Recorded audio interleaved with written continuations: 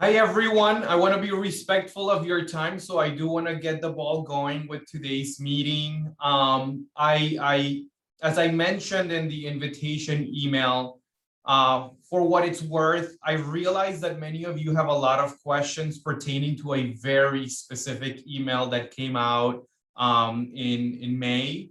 And I have not communicated officially because there's still a lot of tentativeness to the information and details that were shared. But I want to open up by sharing that while I may not have a lot of answers, I can provide some interpretations and we'll be fielding questions. I have asked Leanne to please take note of any questions where I'm fumbling and or I say I don't have an immediate answer to it so that I could be sure to send the questions up to the UH administration as they are addressing more of the details to what our more immediate and long-term return looks like. But I want to just get started by saying that on May 21st, we all received a message from UH addressing 3 tentative dates and some actions related to them. I want to highlight the term tentative because at the same time or around that time when that message came out, there was an invitation for questions or feedback from the various unions. And I know that the UH administration is addressing some of those concerns, but we haven't fleshed them out yet. And so therefore, a lot still remains tentative. The first thing that you probably noticed from that message was the June 1st, reopen campuses to the public. The interpretation or the guidance at this point with that is that we simply just remove the signage that we had that basically said we're closed to the public. And a lot of this is really related to the conditions that we are living here in Hawaii and how we are trying to interpret and manage CDC guidance as well as state and county expectations. And so with that, it simply is that maybe if someone wanted to come and walk around the campus, we're not closed in that capacity, but we are still being very conservative and as to the services that we do provide. And so our students and our employees still remain our priority in terms of who we are serving currently. The next date that message brought out was the July 6th resumption of full in-person services at all offices and buildings for normal business hours. And so that one there, this message this entire email did not speak to vaccination as an expectation. It's its own communication line, right? But around the time that this message came out, UH had also announced that it would likely make vaccination a requirement for all students that wanted to come to campus.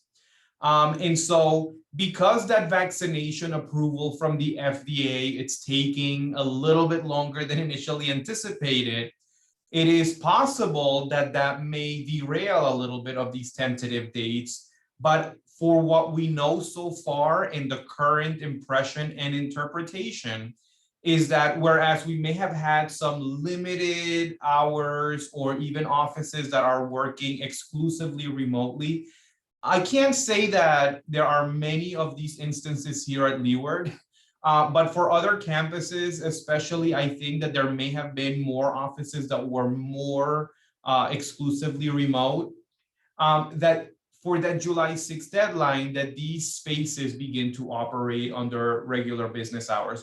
That's also a little bit quirky because most of us have sort of special summer hours that are not, the same to a regular semester business hours. And so it's just an expectation that we start coming back to some level of norm. July 6th, however, is still a period where the telework policy is still in place. And so the expectation is that through either rotation or creativity, we provide services in the spaces on campus so that we start that roll back to campus operations. But folks that still have that telework policy and that whose circumstances necessitate that, or in working with your supervisor, that is still allowable for the July 6th date. I say that working with your managers and supervisors because the expectation as of today, okay, and I want to reemphasize tentative if you just joined the call, is that for that July 6th, all campus offices have are in operation. Then we move into the August 3rd one. And I'll come back to all of this as it relates to vaccination, right? So for the August 3rd deadline, it's when the telework policy is rescinded, right?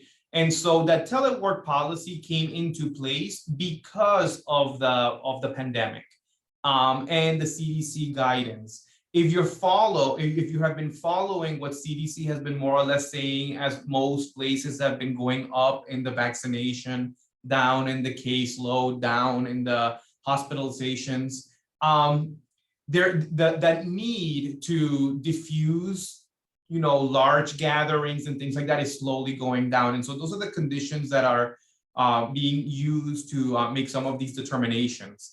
And so because the number of cases here in Hawaii has gone down to the extent that it has, and because the extent of vaccination for eligible folks in Hawaii is where it is, then the COVID or the telework policy that came into place last September is no longer warranted. And so with rescinding that telework policy, then that means that everyone that was operating under that telework policy would need to come back to campus for the normal schedules. I bring back tentative because things may change. And the reason that I say that is because there is a level of comfort and a level of concern that comes about with us knowing whether we are operating under just about everyone getting the vaccination versus not necessarily knowing if people got the vaccination. And so that may play a role. We hope to get more solid information in the near future so that we can make more deliberate expectations available to everyone. And so while I would have loved to have had this meeting a lot sooner, it's impracticable because I don't have all of the information to basically share with you guys, with everyone, what will actually happen July 6th and August 3rd. Now, I want to trace back a little bit because of the vaccination. There are gaps that are rather interesting, right? And so if for August, we have an expectation that students that come to campus are vaccinated, what does that mean for the student that is not vaccinated in online classes? Do we refuse access to our common areas to these students? So these are questions that that we have already provided the question, and we're trying to get some guidance to help address what will likely happen. And the other gap that it creates is that between July and August, the assumption is that August conditions are going to be better than July because there's going to be more people that are vaccinated. And yet in July, we are opening all of our doors and have no set expectation on whether we're serving people that are vaccinated or not. And the guidance is still in development on the utilization of Lumicite, on whether we're going to be screening individuals to come into common areas. And so a lot of these questions are still not fully addressed. What I can tell you is that in looking at our classes for the fall semester, there is going to be a little bit more presence on campus, but it's not staggering. It's not a major shift from what we just had this last semester. And so we shouldn't have the masses and volumes on campus. And that should give us a sense of comfort.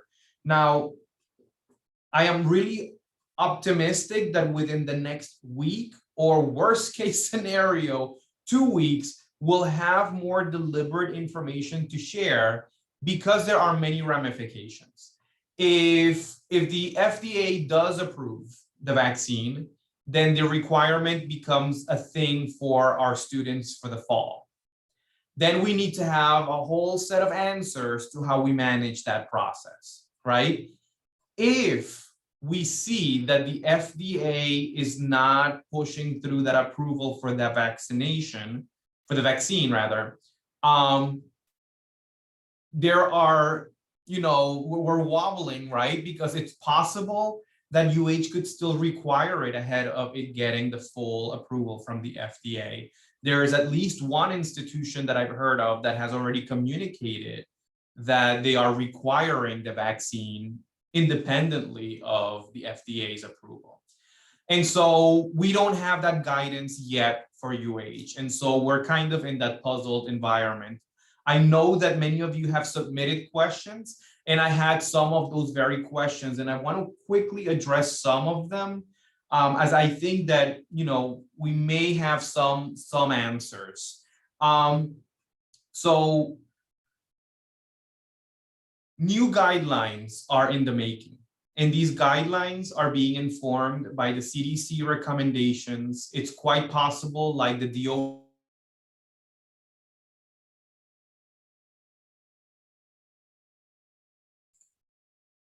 Were you guys hearing me? I don't know how I got muted. You went out for a second. Okay, sorry about that. Wow, what a way to lose where I was going with this. Where was I? Okay, so the new guidelines. And so with new guidelines coming in, being informed by CDC recommendations, you've probably heard that DOE has already communicated 3-foot social distancing is the thing that's allowing them to move into fully back on campus operations. It's quite likely that that's what we are going to be expecting. As of today, our guidelines still speak of 6-foot social distancing. And so those guidelines should be coming in pretty soon, and that would help us address, any additional concerns that we have. Usage of masks, requirement for vaccination, maximum gathering size, and all of these things are going to be part of the revised guidelines, and UH is pushing that for all of its entities, so we're not all going to be all looking a little bit different. And so we're likely to get those pretty soon.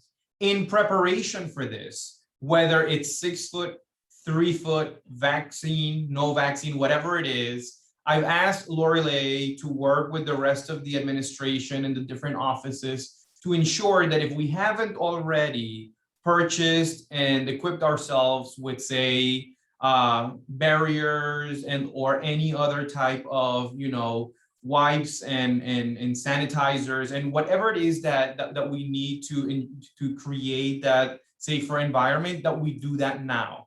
And we have been doing that, by the way, but I think that we need to push a little bit more given the impending possibilities of us coming back over the next couple of months. The next couple of things are, will there be requirements on being here, say 5 days a week, the regular work schedule? Well, quite frankly, without the telework policy in place, with that being rescinded as of August 3rd, then that is an expectation, right? That we are here on campus. And so what we need to work on is creating an environment where that's doable, right? So if, for instance, you share an office space with someone else that does not allow for the guidelines to be in place, then we need to be creative. With so many spaces not being utilized in the fall because so many classes are still online, we are thinking of retrofitting some spaces so that there's more of that meeting space or even larger office space, so that those of you that may be sharing or in situations where it's not conducive to what the guidelines are suggesting, that we have that alternative for us. Someone asked whether we have been addressing questions that have gone in through UPA and HGEA. The UH administration has been handling those questions. I don't know to what extent. I'm not part of that dialogue, but I know that that's where we kind of are, and which is why all of this is still somewhat tentative. I've been asked if vaccinations are required and we were back in the classroom, is social distancing and masks a requirement? So based on CDC guidelines, no, but based on our own guidelines, I'm not certain yet. There is likely going to be still a transitional period where masks are an expectation unless social distancing can be achieved. And so there may be a little balance to play there. In terms of employees, there are two things, there are a couple of messages that have been sort of percolating. One of them is, there needs to be consultation with the different unions as to requiring employees to have the vaccine. There's also the FDA approval component. And I heard the governor maybe, I don't know, 2 to 3 weeks ago, make a statement when the question was presented to him that the conversations will be triggered once the FDA approves the vaccine.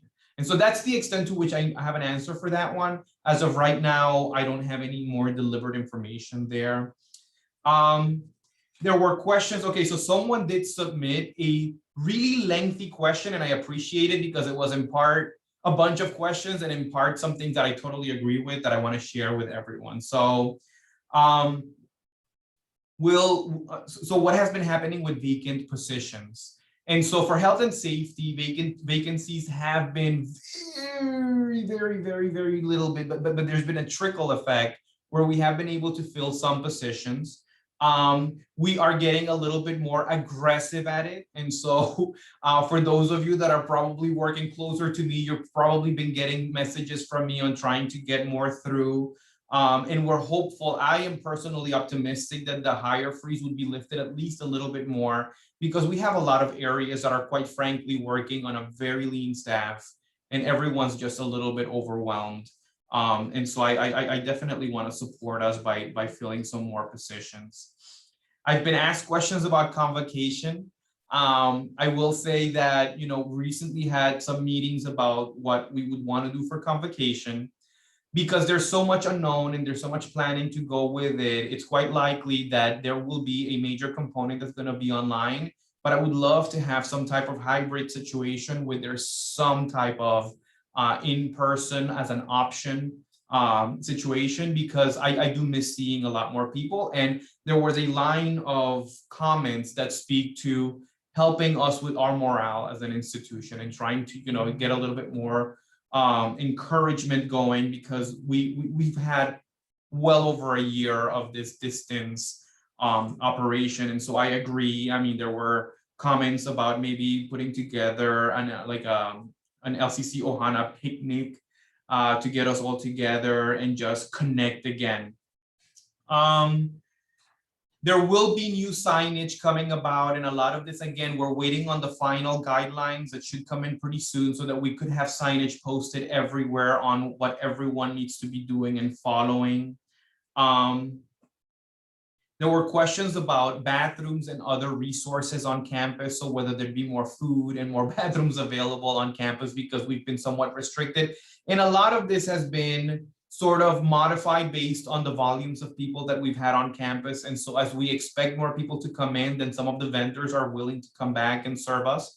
And to that end, too, more bathrooms will become available as we get more and more people on board.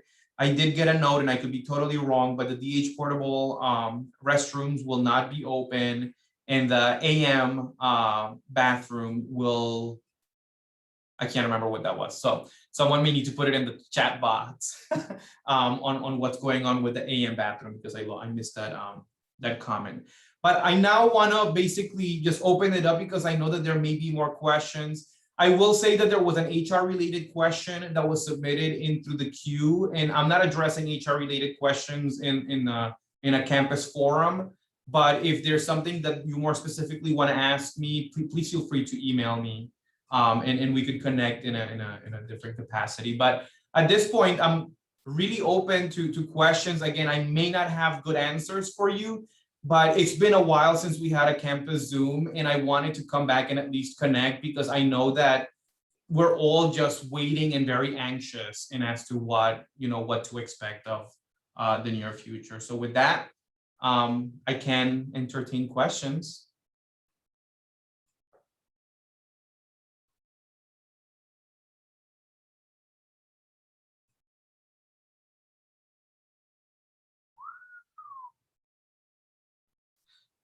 So I could go on forever. Jim? I have a question. Yeah. When are we going to hear about tenure and promotions? Any news? Lonnie? Tomorrow?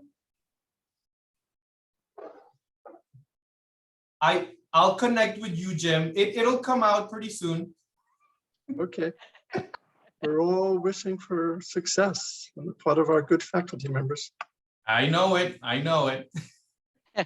We usually announce it in convocation, but I could send out an email as well. But I think that it's a centralized UH message that's going to be going out, and I have a feeling it may be as early as tomorrow or the day after. I could be wrong, so don't quote me.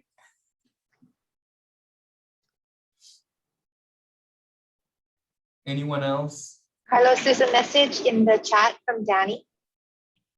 Will there be any flexibility on work from home as long as offices are kept open and services offered? So this is something that is a major topic of conversation, yeah? And so one of the things that we've all discussed as a UH leadership and even within the college is that COVID was a terrible thing, but it also taught us a lot, right? And it opened up doors that we had previously not even wanted to open. And some of those are that there are some practices that are quite effective. And it allows us to at times be more accessible. And so to that end, that is a working condition situation. And so that's going to be something that the administration is going to be working with the unions, as there can be a more long-term possibility. Because I mean, I will say this, I am a terrible online student, but I know that it is a major access point for many others, right? And so if we could have more, say, flexible schedules, even on the services side, right? It's an opportunity. And so we shouldn't just go back to status quo. But because that is a working condition piece, that is something that the collective bargaining unit will have to address with the administration so that there is more equitability to addressing it in the future. So if I can do it online, can they do it online? Can we do it online? And then how do we set up a situation where there is equity in the way that is managed? And so for those reasons, yes, we need to have some opportunities, but that's not well established. We have wiggle, but very little. And so I think that if you have specific questions, just work directly with your supervisor and getting HR involved if necessary. There were some questions about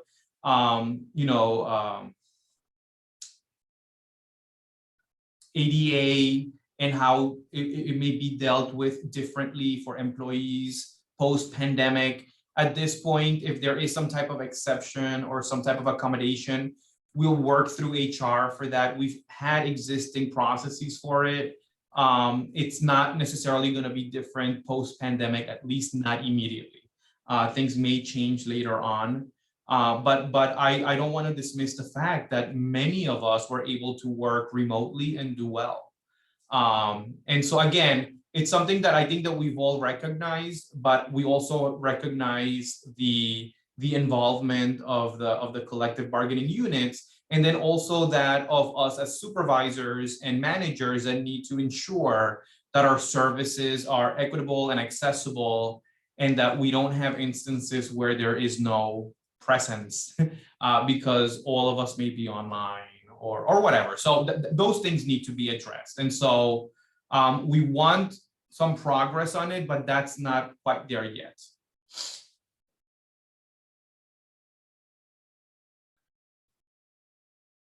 And so Danny, on your question, I will drag a little bit more, right? Because there is this transient process of coming back to campus.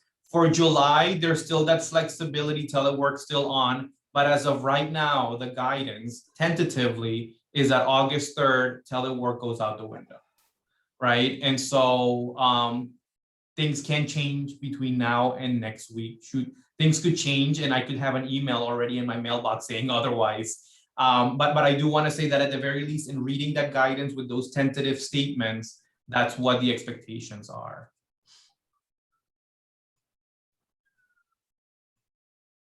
Thank you, Kay and Lani, for updating on the tenure and promotion. So on Friday, there will be a UH announcement on the tenures and promotions. So that's exciting. I'll see if there are any other questions. You know, someone did submit a pretty lengthy response to my questions, and included a lot of something that I've been thinking of, but there are sensitivities on how much we can do. You know, we do want to celebrate among ourselves because we are a big family, and it's just so crazy that we haven't interacted as much as I think during HSSI. I saw a lot of faces, and I definitely enjoyed that. And so maybe, you know, during convocation, we could try to do something creatively. And then the other thing is welcoming back our students. I think that it's been such a rough period that if there's anything creative that we can do, I would love for us to do it, because we kind of need it. We owe it to ourselves to do something positive. But I just wanted to reinforce that statement, because as we get closer and closer to convocation and the start of the semester, we may want to toss around some ideas of some things that we can do for ourselves and for our students. Any other questions?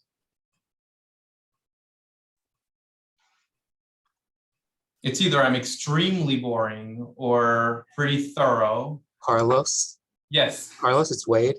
Wait. I have a question from the library end of things.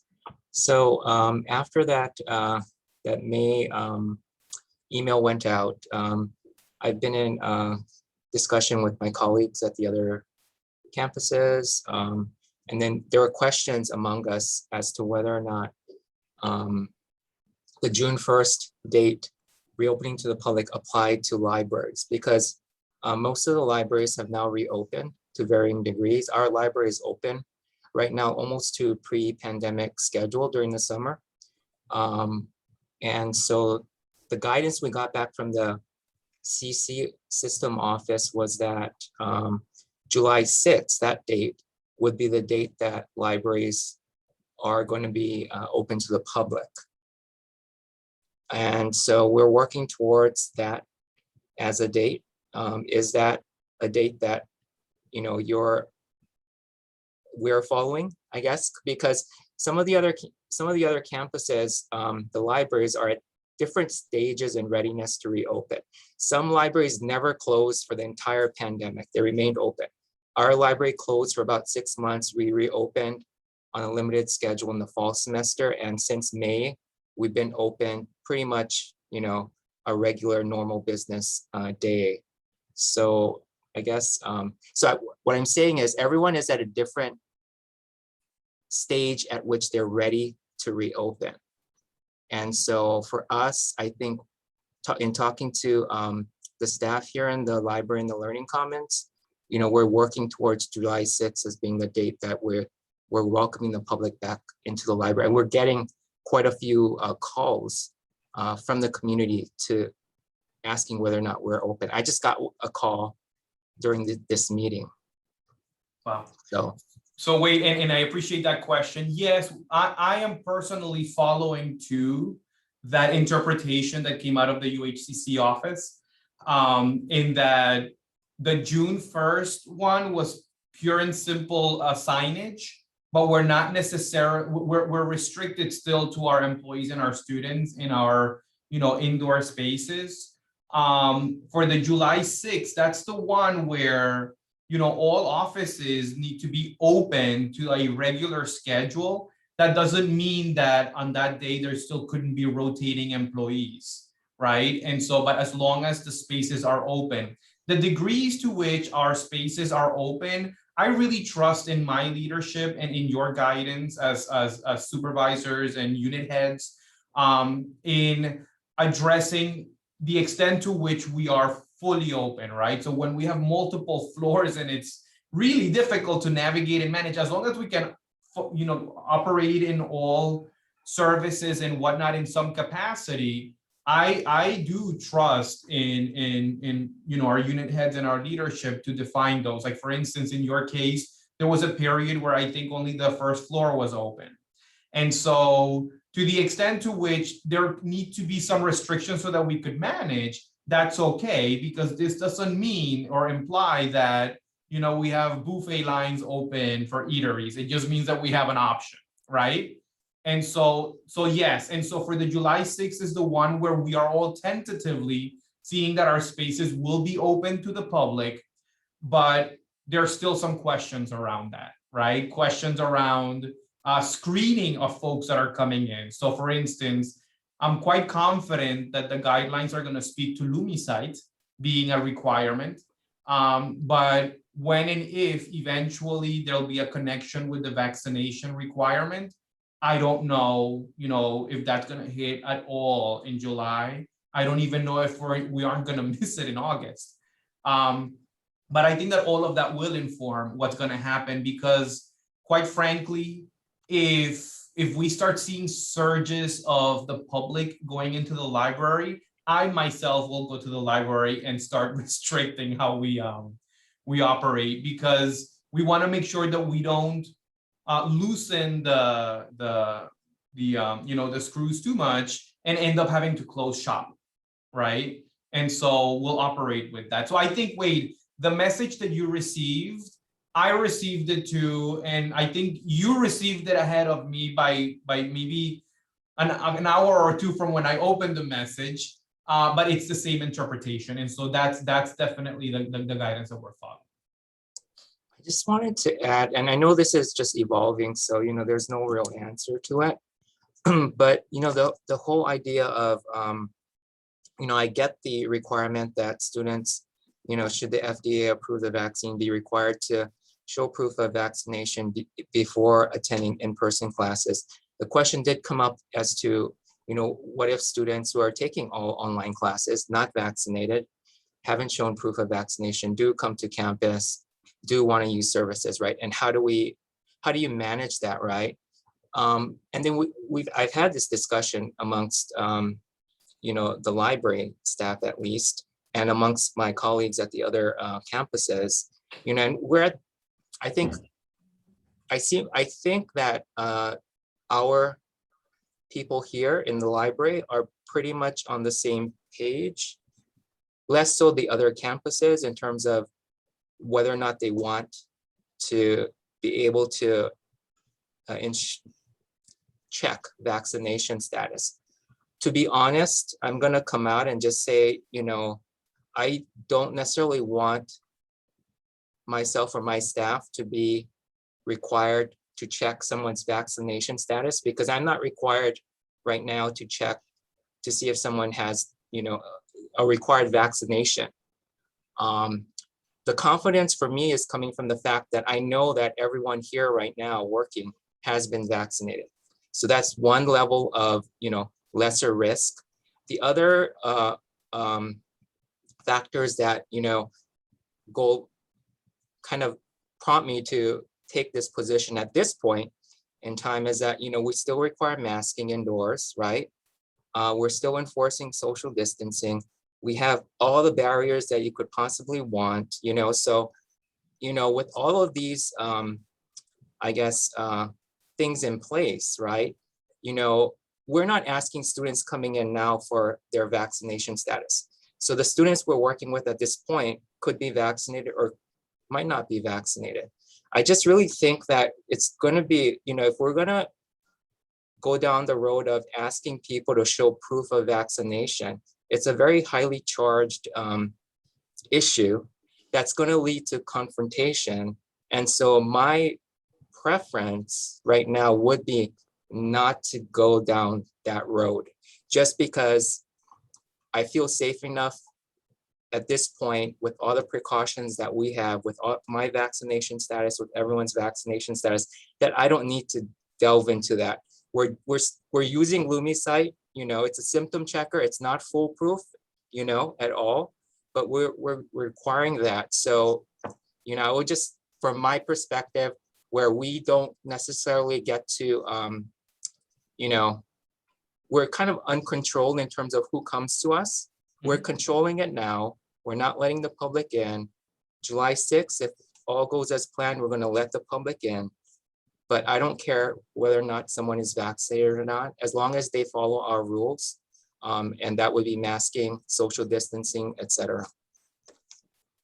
I totally appreciate that, Wade. I was actually going to reach out to you probably next week because the library and indoor space, indoor common area dialogue among the chancellors and the AUH administration is going to be nudging for feedback on how we can, you know, move that needle. And so I appreciate your position. I agree with you. I think that some other spaces can, you know, operate in similar capacities. I think that policing it is quite difficult. And I think that if we all look at the trends of what the mainland has been doing, and even here in Hawaii, some businesses have been operating already in some honor system capacity, where the CDC has already, you know, made statements and recommendations that if you've been fully vaccinated, that, you know, the masks aren't really, you know, that critical. But a lot of businesses have actually indicated that customers that are vaccinated don't need to wear their masks, but they've instructed their employees not to police it either. So it would be an honor system. And so I think that those are the trends that are happening in many other places that may not necessarily get here. But if we've listened to the governor recently, I think as of yesterday was a pivotal day, by the way, because travel restrictions have loosened up quite significantly. So inter-island travel, no restrictions at all, vaccinated or not. And for Hawaii residents that have been vaccinated, we could go to the mainland and back without travel restrictions or no quarantine. And I believe that the governor, and again, don't quote me, I think it's 60 or 65% when maybe they'll start validating folks from the mainland that have been vaccinated to come here without restrictions. And he said that at 70%, restrictions basically go out the window. The reason that I say this is because if we're moving in the direction of once we reach that herd immunity stage with 70%, that all restrictions go out the window, then how will that reflect on institutions like ours and other entities for the state? And so it's a moving target, but I agree. And there's still going to be more consideration, consultation, and dialogue, and creating the guidance on how we manage moving forward with, you know, vaccine, no vaccine, face mask, no face mask, policing or not. I mean, maybe a tattoo on the forehead that gives us a clear to go everywhere. I don't know, but those are the things that have been taking a lot of time in the conversations. And so I appreciate your comments, Wade. I really do. Anyone else?